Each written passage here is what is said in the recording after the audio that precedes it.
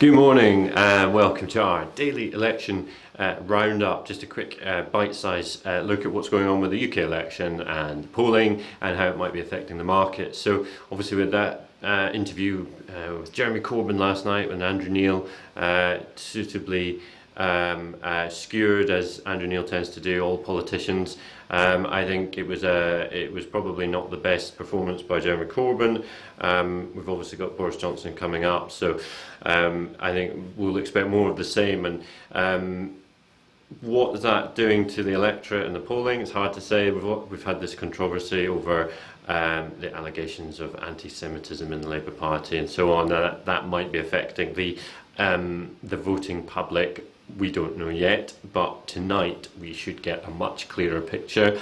It's the MRP poll from YouGov, a very, very granular level of data that's provided there. They work out exactly how they see it anyway, based on complex analysis that on a constituency by constituency basis, essentially figuring out the type of voters that there are, and then working out how many of those types of voters are in each constituency, and then applying the logic thereafter. So this poll 2 years ago predicted the hung parliament. It actually underestimated Tory support to a degree, but it was probably the most accurate poll that there was.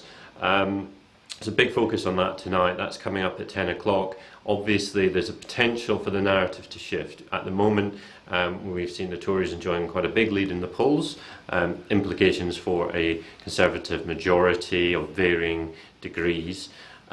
Tonight's data could either suggest a greater Tory majority, and what that might mean in terms of the economy, businesses and of course Brexit, or it could start to suggest that this slight narrowing in the polls that we have seen in the last couple of days could start to be more prominent, and then you get implications for the potential for a hung parliament. So big data released tonight, 10 o'clock, for sterling, for UK equities, for gilts.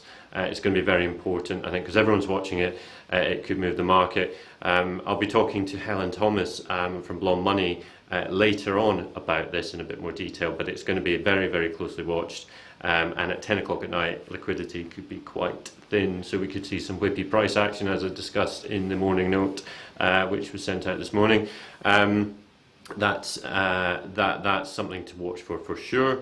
At the moment, cable is just hovering around that 128.50 type region.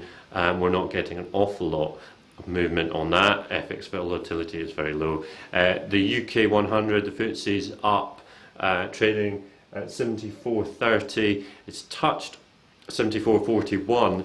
Now that's key, because that's a break of the big high that we had earlier on in the autumn, and it's now trading at its highest, or has been trading at its highest since the beginning of August. So a potential move higher there.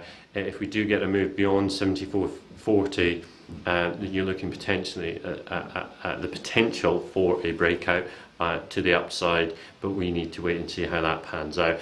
Today, Jeremy Corbyn's back in action. He's talking about the NHS and has brandished I think a 450-page document outlining secret talks between the government and the US on privatising the NHS, that kind of thing. So that's a bit of a dead cat move, throwing the dead cat on the table to try and stop everyone talking about his interview last night and about the anti-Semitism.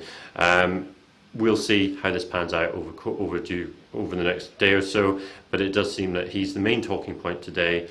But coming up at, as I say, 10 o'clock tonight is the MRP poll, and that's the thing to watch. Thanks for watching.